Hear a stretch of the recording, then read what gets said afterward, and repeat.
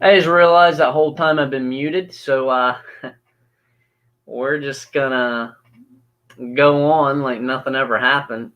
You know what? That's like the third fucking time I've done that. Second time on this particular show on my YouTube channel. I did it another time, I think. Yeah, I did it another time on a show I did called ACC Tailgate.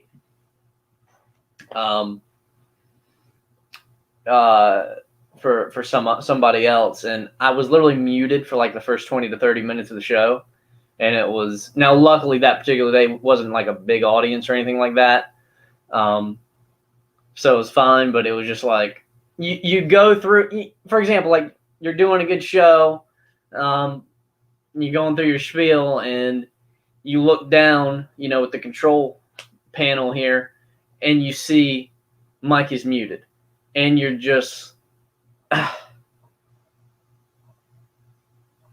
fuck. That's a shame. Well, anyway, welcome to the Wilbur and Gold Show. I'm your host, Will Dalton, a.k.a. Wilbur and Gold. As we are officially now, we started the show at about 19 because we went live at 8. And that's what I was just, talking about is falls in the air. I've been harping on that a lot. God, you know what? That's the other thing that sucks, but your mic being muted is because you were on a roll, rolling it off, and then now it's like, well, I know you didn't hear the first, let's see now, about 8 minutes or so. Excuse me. You didn't see about the first 8 minutes that I did, and so now it's like I want to go back and just start from the top and go through everything, but fuck, man. I really got to stop doing that. Like, shit. And, I'm just going to roll off. And not only that, it doesn't have the same energy as when it was just coming out and popping off. Like, I can go back and start from the top, but it's just not going to have the same ring, I don't think. My facial hair is really starting to work. That means nothing to you, but I like it. As I'm looking here down at the screen, I like it because I've always been kind of behind on, which I have no problem with at all. I love being a late bloomer. I was a late bloomer as an athlete. I've been a late bloomer as far as physique and working out has been concerned. I've been a late bloomer really in every possible aspect. That's a way we can make it authentic. If things come up that I can refer back to my original spiel that you didn't hear when I was muted, we'll go that way. I was a late bloomer when it came to kind of getting out on my own and making my own money and learning how to manage my money. And now I'm moving into my first apartment by myself in 2 weeks and 3 days now, and moving over to Greensboro, North Carolina. I'm currently in High Point, North Carolina, which is where my parents live. It's where I've lived over a little over a year now since the whole COVID thing and trying to figure it the fuck out, get my shit figured out. I had a lot to figure out that I didn't realize. And it's really actually what I was just talking about whenever I realized, shit, my mic's muted, is, like I didn't start to learn how to manage my money, what little bit I had at the time, until probably a handful of months leading into COVID, and then really just smacking me in the face when COVID hit, because it's like, obviously I was looking at wanting to have my own apartment, kind of going into the whole COVID thing. I was around that time because I knew my lease was going to be running out eventually. I was hoping to get a job in sports radio because I'd been interning in that industry for 10 months. And then it just kind of hit me, hey, first of all, what little bit of money I ever had, I always squandered it on some stupid electronics, some video game or something, what have you. And I'd never been good at managing my money until really, and I'm going to say I was good at it, but I started to understand that I had to learn kind of the months leading into COVID. And then right around when COVID hit, that's when I was really starting to manage better what little bit that I had. Because again, being a student athlete and putting all of my energy into playing baseball, I never really worked a real job. I hadn't, and that's, again, nice to rehash what I covered originally there when we were muted. My parents have always taken care of pretty much everything, up until that point. And then I made the decision, outside of these living quarters here, I don't want your money. I don't want anymore. I have to start and again, that's something you're going to see. And that's what I want for this content. And that's what I want for what I put out there, is that it's really, even if it doesn't feel good for me to say, because it's not a period of time for me that I'm particularly proud of, the fact that, my dad kind of covered everything for me that long. I am very happy to be authentic with you about it, because I'm hoping it'll help relate to maybe something you're dealing with, or maybe relate, and we can connect better that way, because it's real and it's authentic and it's the truth. And I think that kind of content does better. So, yeah, I mean, my dad had pretty much always covered everything, and not until I guess COVID hitting that I really start to understand that, hey, if you want the things that you want, aka get out and get your own apartment. I didn't have my own car yet at the time. I was, again, driving a car that my dad provided for me. He provided my college living, both in college and then the year that I was doing my internship after that. You got to get your own, you got to learn how to make money, and you got to learn how to manage it when you get it. And so it's very nice to kind of see where I've come from, kind of at the beginning of that revelation, to now, as I'm 2 weeks and 3 days away from moving into my first actual place. No roommates. I'm over the whole roommate thing. I was long over the college. It's funny. Like, I'm very ready. I'm 25 years old. I'm very ready to get out of my parents' house. Have been for a long time now. But I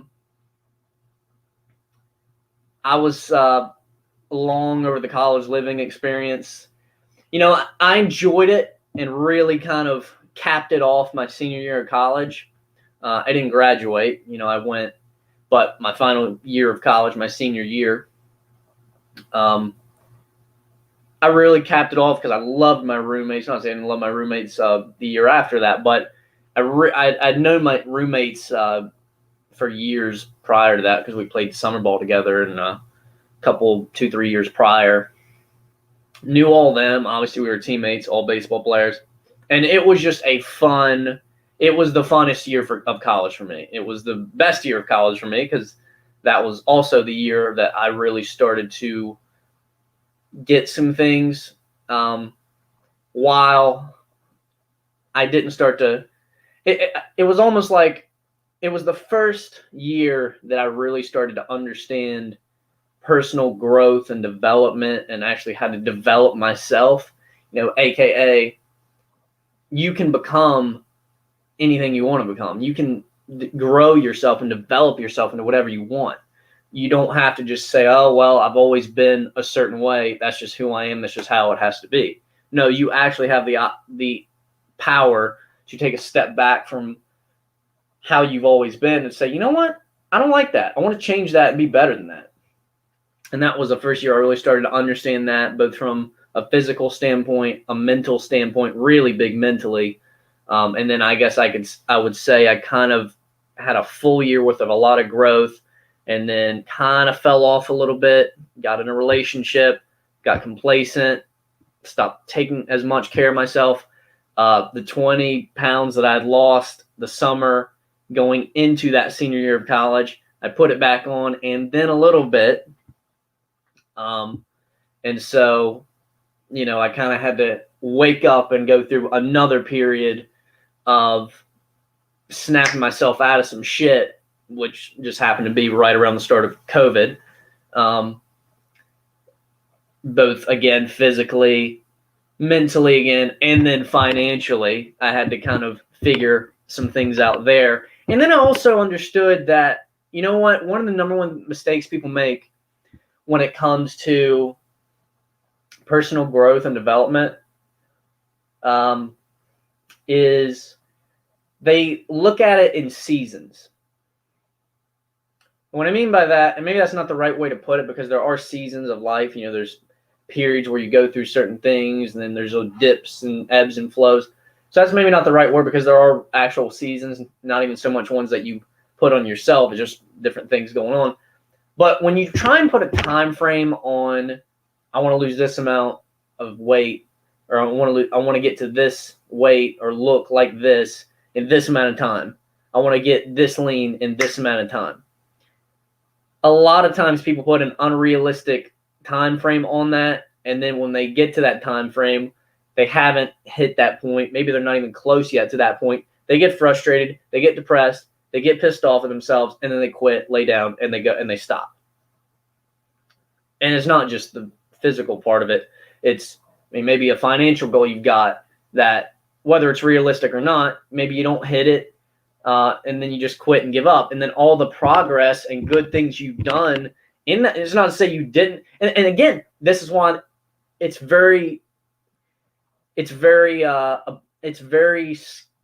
trying to figure out the right word. It's not a good idea to put a time frame on something like that, at least not a short-term one.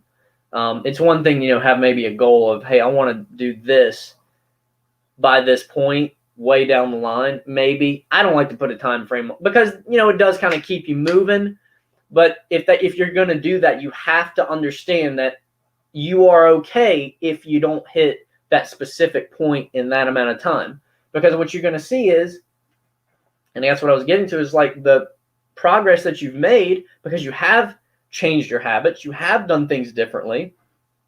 The progress that you've made in that period of time, which has been a positive, a good thing, you stop and you give up and you get upset because you didn't hit a specific point you wanted to hit in that amount of time. And meanwhile, you completely ignore the good things that you did do in that period of time and just keep going. Because at the end of the day, time is a man-made concept. It's a way of, again, measuring things. I got to have this done at this specific time. I got to meet this person at this specific. Time is a man-made concept. But when it comes to growth and long-term things, time fucking doesn't matter. Like, you just keep going. And so that's why it's very dangerous to put a time limit or a time frame or a time point on something, because if you don't hit a certain point by that time, it's like, oh, well, I failed. No, you didn't. Look at all the good things you did do. And so you're much better off looking at it in the big picture and actually making whatever said thing you want to do. Now, it might be like a specific thing that will just take a certain amount of time to hit. But when it comes to like physical fitness, financial security, or, just progressing in your career or something like that, I think you're much better. In fact, I know you are, because I've lived it and I've started to understand it for myself. And you hear people that are like at the top, they say these types of things. You're much better making it a lifestyle and just making it all right, when we hit this goal, we keep going. If we don't hit this certain point by this amount of time, it's all right. You just keep going, because eventually you will hit it. It's just like, when you try and set a time frame on something, then you don't hit it and you give up, you're completely missing the point. You're completely ignoring all the progress and good things you did do in that amount of time, and they just keep building on that and then building on that and then building on that, as opposed to, oh, well, I didn't hit this specific thing in this amount of time, so fuck it, I failed, we're done. And so that's what I had to learn, again, physically, mentally, financially, all those things, spiritually, all those things, is that it's not a destination you really ever hit. It's a journey and a lifestyle that you have forever, if that's what you want. And that's absolutely what I want. I want to be in the best possible shape, in the best possible health all the time, forever.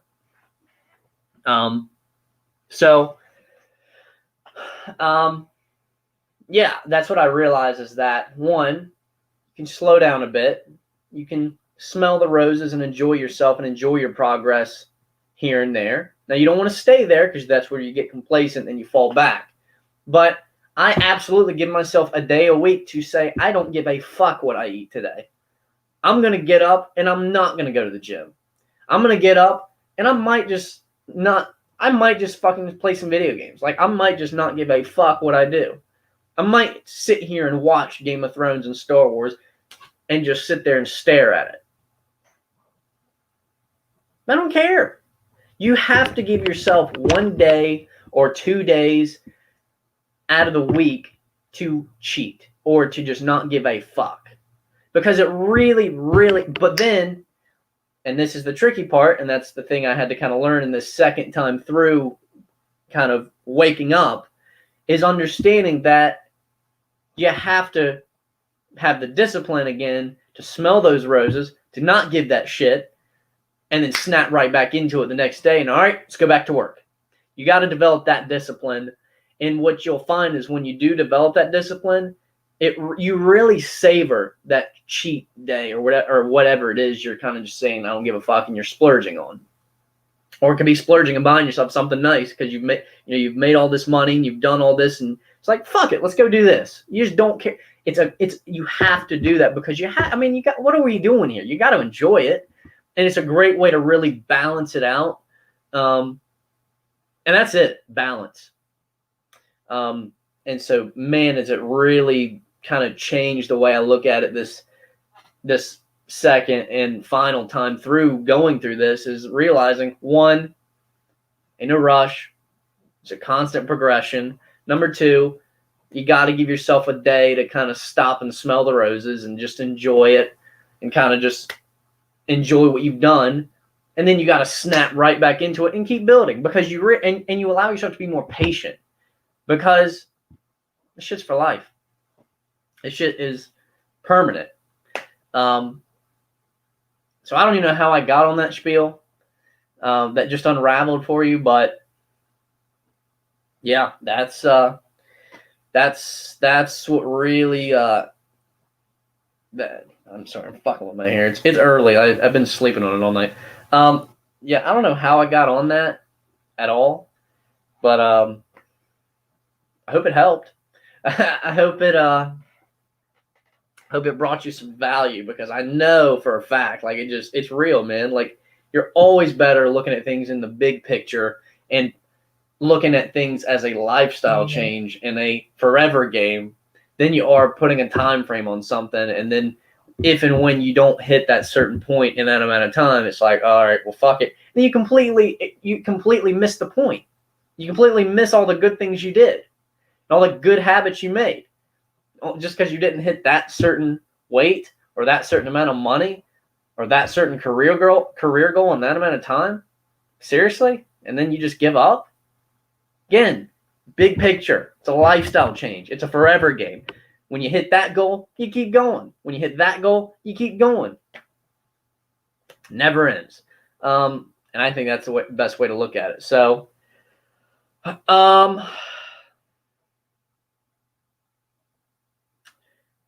that's my opening spiel. And what's really frustrating is that that's not frustrating because I basically hit probably a lot more than what I did in that original spiel. So anyway, that's that. Ain't gonna worry about it. Let's see here. Oh, I did have a couple things pulled up here that I wanted to get into. Let's see. So I saw this on Twitter. I guess it posted yesterday, but I just saw it this morning. Somebody said something about cornhole in the Olympics. And I'm fucking here for it. I mean, listen, everything is going to be in the Olympics at some point. Like, all of it. I mean, why the fuck not? I mean, skateboarding has finally made it to the Olympics. Is bowling in the Olympics? I don't think it is, but it should be if it isn't. I absolutely think it should be.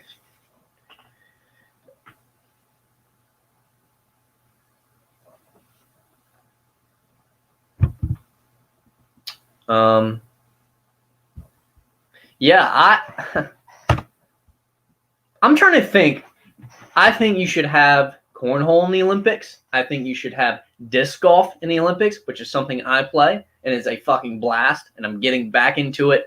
I got into it real heavy the summer after my senior year of high school, going into my first year of college. Really got into it heavy. My buddy, my best friend, had played for years before that, and I always knew he played, but I'd never played before. And one day, I actually didn't want to go out there. I knew him and my other buddy had gone out there. I believe I was playing baseball, as I usually was for the most part, so I didn't go and couldn't go. But it was my buddy's first time playing. My best friend took him out, and I did not feel like going out that particular day. That they kind of wanted to go out there and take me out there for the first time. I didn't feel like going out there. I'm like, fuck it. I went, and it was an absolute blast. Loved it. Really got into it heavy.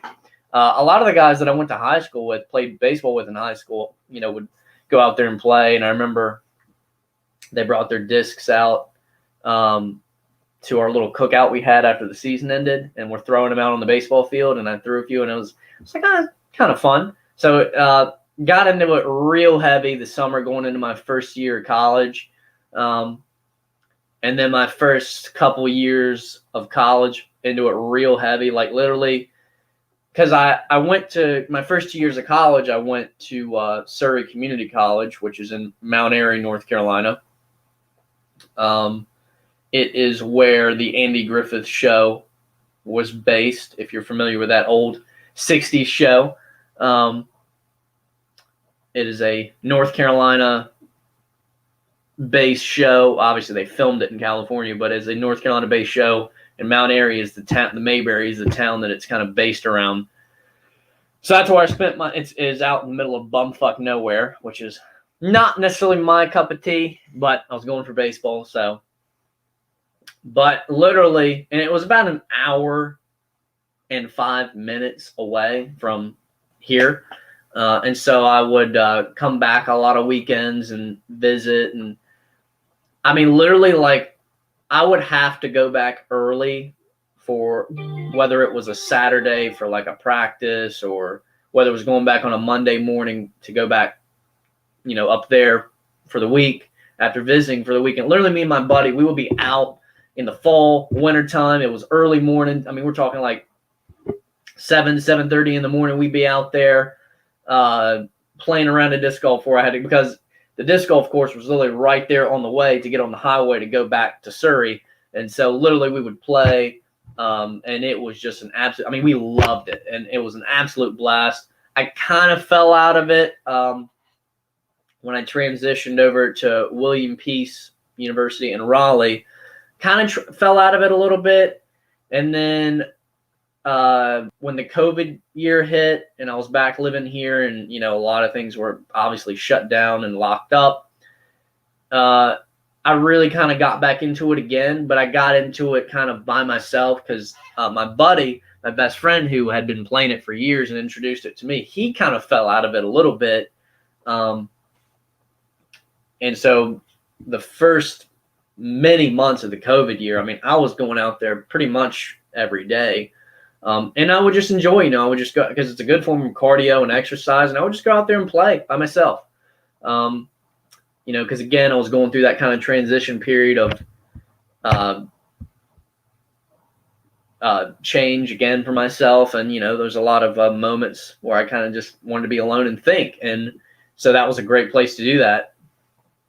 But anyway, that was a lot of fun. And now me and him and then I kind of fell out of it again. As I started to get busy with other things, as work opportunities started to ramp up, as things started to open back up. And now me and him are both kind of, my knuckle. Me and him are both in it again. And it is just, I've bought a couple new discs, and I remember I used to always love buying a new disc, a new driver, a new mid-range or something like that. And I hadn't bought a new disc I hadn't bought a new disc in years, and it felt good to kind of add a couple new pieces to the bag. And so been getting back into disc heavy again. I don't know how I got on that tangent.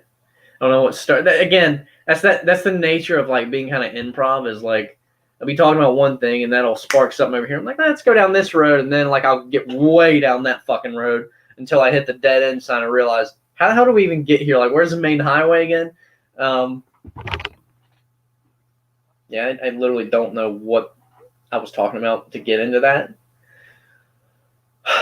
Oh, cornhole in the Olympics. I think disc golf should be in the Olympics. I think skateboarding obviously hasn't made it to the Olympics. I don't know how many years now they've been doing that. I don't think this was the first year. I think this might have been this might have been the second Olympics where skateboarding was in it. I think baseball should be in it. Obviously, they have the World Cup, which is, I guess it's the Olympics for baseball, but I think baseball should be in the Olympics. I don't know why it isn't. I'm trying to think of something else major that isn't in the Olympics that clearly should be. I think video games are going to, mark my words, video gaming will come to the Olympics. That is my hot take that I know a lot of maybe older people will be like, the fuck are you talking about? Really? Believe me, esports will come to the, that is my hot, you know what? I haven't had a hot take today. It's just been kind of a nice little have conversation with you morning. That is my hot fucking take. That's my hot spicy take of the morning. Esports will come to the, I don't know when, but I believe some point over the next decade, esports will fucking come to the Olympics. Mark it down. Put it down. I promise you it will. It is going to happen. Hot take of the day. Esports will come to the Olympics at some point over the next decade. I hope a lot of you scoff at that. I hope a lot of you laugh at that. And I hope a lot of you are like, the fuck are you talking about? Video games isn't a sport, even though it is getting up there in popularity with soccer and NFL football in America. And the NBA is right up there at the top, is more popular than probably MLB baseball at this point. And that's coming from a baseball guy. Esports, it's going to be in the Olympics within a decade. I promise. That was fun. That got me kind of fired up. I haven't had my second cup of coffee yet. You probably can't tell because of my energy because of that. That was a nice little spark into the morning here. Also, now that I've gotten that little spiel out of the way, I did want to hit this because there was a, so obviously and I'm not as educated on USC and the Pac-12 as I am the ACC and I guess the SEC to a lesser degree. SEC obviously more so on the football side, obviously. ACC, kind of football and basketball, obviously. The USC head coaching job is open.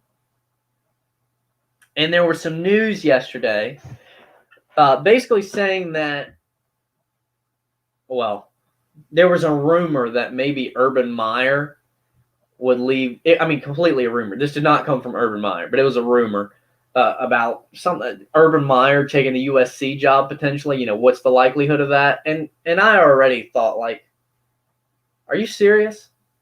Like, he literally just got to Jacksonville. He literally just got. He literally just coached his first game the other day with Trevor Lawrence as his quarterback. He's not going to USC. Now, where people can get confused here is they get all riled up about even the possibility, or not even so much the possibility, but because it has been a topic of discussion on a lot of sports shows. It's like, all right, and a lot of people have made lists of coaches that USC should absolutely fucking call. Urban Meyer should absolutely be on that list. Why the hell not? Shoot for the moon. You're US fucking C. You're a big brand in the college sports world. Like, you absolutely have to have Urban Meyer on that list. You absolutely have to have Dabo Swinney on that list, even though there's literally a 99.99999% chance that neither one of those guys are leaving their situation. Dabo Swinney is not leaving Clemson. Urban Meyer is not going back to the college game when he literally just got to Jacksonville and Trevor Lawrence. It ain't happening. Maybe 10 years from now or 5 years from now, if Urban Meyer just kind of, it ain't for college game ain't for him, or the pro game isn't for him, then maybe that's a discussion. But from what I hear, him and his family love living in Florida. They're not looking to move to California over Florida. No. He's not taking the USC job. But do not confuse that with you shouldn't give him a call. Why not? I'm going to shoot for the best. I'm USC. Why the fuck not? Now, obviously, Urban Meyer came out and said there was, and again, I guess you have to ask it if you're a reporter in that room, and I have been in some of those rooms. That was one of the great experiences I got as an intern in sports radio. Was I got in the location I was at. I was in ACC country. I've always been in ACC country, but I was in the heart of ACC country. I lived in Raleigh. I was right in the backyard of Duke, Carolina, NC State. Some good spots. Obviously, Duke and Carolina for basketball, Carolina for football that year. Even that was the first year under Matt Brown that I was doing all that. NC State was atrocious that year, but I literally I could walk. So my apartment was literally right up the street from Carter Finley Stadium, where NC State football plays, where the stadium is, and where PNC Arena is, where they play basketball, and then where the Carolina Hurricanes play hockey. So I literally had I think I had a couple games where I literally walked to the stadium. Because one, didn't feel like dealing with parking. And two, actually it was mainly I just didn't want to deal with parking. But I literally just walked to the stadium, went on up to the press box, up to the skybox. But no, that's one thing I learned in a lot of those press conferences, with Matt Brown. And hell, the first one I was ever in, I believe. Yeah, the first football, not even just football, the first press conference of any kind that I had ever attended, the first man up was Dabo Swinney. I literally stood, I guess, if I were standing where those bushes are, I would be from there to you, aka where the camera currently is, to Dabo Swinney. That's how close, I was, because I didn't have one of the spots. So basically, let's say I'm Dabo. I'm at the podium and I'm facing you guys, the audience, the reporters, for the most part. That I was not seated out there. I kind of got in there and had a spot standing actually just to the side of Dabo. If ESPN would have zoomed the camera out just long enough, you would have seen me over there by Dabo, which was extremely cool and incredible. Think about that. The first time you get to kind of have access in person to something like that, you're literally standing by less than 10 feet away, probably more like 5-6 feet away from literally one of the premier guys in that world. It was unreal. That's like if I was attending a Star Wars press conference or another and literally was 10 feet away from fucking George Lucas or Hayden Christensen, the guy who played Anakin Skywalker. Now, obviously, he's not. Actually, no, yeah, he is. I guess maybe a lot of people would. Dave Filoni. If I could have been 10 feet away from him. Again, 10 feet away from Hayden Christensen. 10 feet away from Ian McDermott, the guy that played Palpatine. 10 feet away from Jon Favreau, with a little Star Wars knowledge here. That's what that would be equivalent to. Yeah, that was such a cool experience. But being in that, and ultimately I would go on over the course of that time, I got to be in the room with a press conference with Matt Brown, head coach of the Tar Heels, Roy Williams when the basketball season came around, Coach K. It was just really cool stuff. And a lot of these reporters will ask questions, and I get it. Please understand that I understand that they're just doing their job. Now, how you go about doing said job is another thing.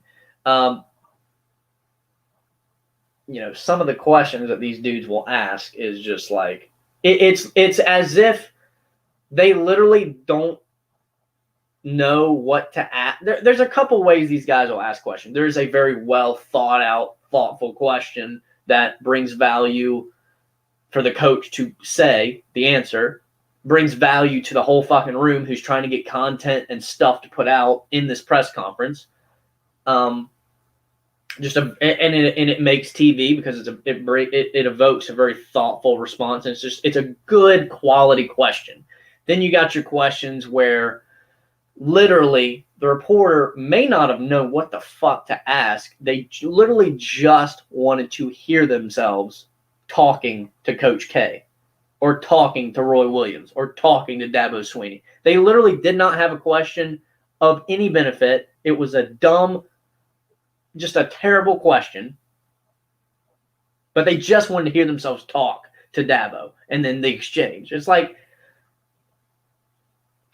and then there's your basic ass questions where it's just like, we literally all know the answer. We know the coach does not want to say the obvious. There's no need for it.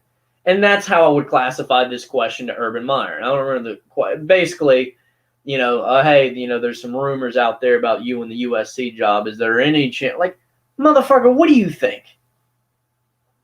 And obviously, Urban spent maybe all of 5 seconds responding like, no. Which obviously everybody and their fucking mother in that room knew that's what the response was going to be. It just, I get it. You're doing your job. So do a good job doing your job. That ain't a good job to me. Like, that just, it's, why are you going to ask something you already know the answer to? Again, like, why?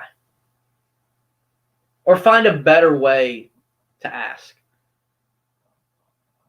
I don't know. That's just always baffling to me, some of the questions that are asking these things. And I know, and you can just see the irritation and the frustration on the coach's face at having to answer some of these questions.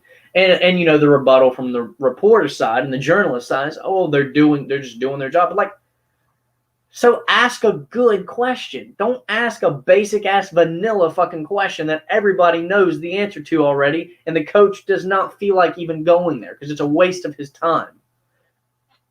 Anyway, but just because there is zero chance that Urban Meyer is going to USC to take that job, there's absolutely 100% chance that you need to at least put him on the call list if you're USC. You at least need to give it a shot. You miss 100% of the ones you don't take. You still got to approach the dime piece. You still got to approach the fucking 10 at the bar. You still got to go at least have a conversation with that smoke show of a blonde that's sitting. You still got to have the conversation. Like, at least feel it out. See what's happening there. And then move on. But Urban Meyer should be on that list. Dabo Swinney should be on that list, even though, again, there's about as much chance of him leaving Clemson as there is of Urban Meyer leaving Jacksonville. But yeah, you got to have those guys on the list. You have to. Because they're still relatively young as far as coaches go. Like, there's no reason to have Nick Saban on that list because, one, Alabama is the destination that everybody wants to go to. And in a way, Clemson kind of is too, to a lesser degree. But Alabama is the destination. I mean, there's no reason to leave Bama to go to USC. And because Saban's, I believe, about 70 now. So that's like Coach K and Duke, which Coach K is retiring after this season. That's like, and again, Duke is the cream of the crop too with basketball. So there's no reason to ask. Like, people leave USC to go to Bama. People leave USC to go to Duke for basketball. Like, so there's no reason to ask that. But Dabo's fairly young. Urban Meyer's fairly young. So there is room to work with there. But again, like, you got to at least have him on the list. You have to. So I think that's going to do it for today. I do apologize that I was muted for the first fucking 8 minutes of the show. That took a little bit of a chunk out, but I did want to kind of roll till about 9 o'clock. because now I'm going to cut some of this content and get some shit done around here. But it was nice being with you this morning. That is it for the Wilbur and Gold show on a Thursday. I am Will Dalton, a.k.a. Wilbur and Gold. You can hit me up on YouTube, obviously, because that's where we are now. Instagram, TikTok, Twitter. We're all there. Hit me up. Love to get to know you. That is it. We will reconvene. Let's see. What do I have going on tomorrow? What do I have going on tomorrow? I don't know. We'll check it out. I think I may stream later. I've got a shit. Talking about getting back into disc golf. I'm getting kind of back heavy into gaming. Like I've got a lot of new games that, like I've just been kind of in a mode lately where it's like I really want to play some new games that like I'm not used to. Like I'm very accustomed to the Call of Duty, the shooter, Star Wars games, your Grand Theft Autos, your sports games. But I am not accustomed to Civilization 6, which I just got and I have over there I'm going to get into. I'm not accustomed to Cyberpunk, however bad the opening of that may have been. I'd like to think a lot of updates have improved it now, and I want to try it. Really, specifically, I've been wanting to get into RPG games. I'd never played any before. I have Dark Souls 3. I got Assassin's Creed Origins, which is one of the Assassin's Creed. Came out a couple years ago, so it's couple games old now, but is the one because I love Egyptian culture and that's what that is based around. And it was the first Assassin's Creed supposedly that was kind of RPG-ish. So I want to try. I really want to play The Witcher 3. Have not been able to find it yet for a decent price. But anyway, at the same time, it's like, all right, well, I have all these fucking games to play, but I don't want to be wasting my time just gaming, like because I do have a lot of things to do. A lot of things I want to get accomplished, content being one of them. So I have been streaming some. Me and my buddies have, up to this point on my Twitch, Wilbur and Gold, have streamed a good amount of Star Wars Battlefront 2 because it's one of my, if not my favorite game. But I would like to do a good amount of solo gaming, again, RPG, stuff like that. And so in playing all these new games for the first time, I would like to stream it as well. So it's almost like I'm getting my fix in to play these games, but I'm also being productive and getting shit done here and making content for you guys. So, and I'm in the process of getting a Elgato HD60 capture card, which is, I guess, the main one that streamers use from what I read. I'm in the process of getting one. I may actually get my hands on that today or tomorrow or sometime over the next couple days, because I've been using just the regular, like, hit the options button stream on the PlayStation, but I don't have a PlayStation camera anymore because I sold my PSVR to make some money. Obviously, I have this DSLR camera, which I would use, because obviously you hook the capture card to the computer and things like that, and it's actual streaming program. And so I would use my DSLR to stream, but you can't use it solely on the PS4 stream because obviously they want you to use the PlayStation camera. But if you're using the capture card, that's a completely separate thing. So I'll be using the DSLR for that. And I don't like how the PlayStation stuff kind of outlines the screen. Like, I want the game to be the full screen. But anyway, use what you got. You make do with what you got and have up to that point. But yeah, so streaming is going to get heavier here. So and I'm going to be streaming on Twitch and here on YouTube. I haven't streamed on YouTube in a while. I might do that today just to kind of reintroduce it. But Twitch, YouTube, you can catch me there. So that's going to do it for real now.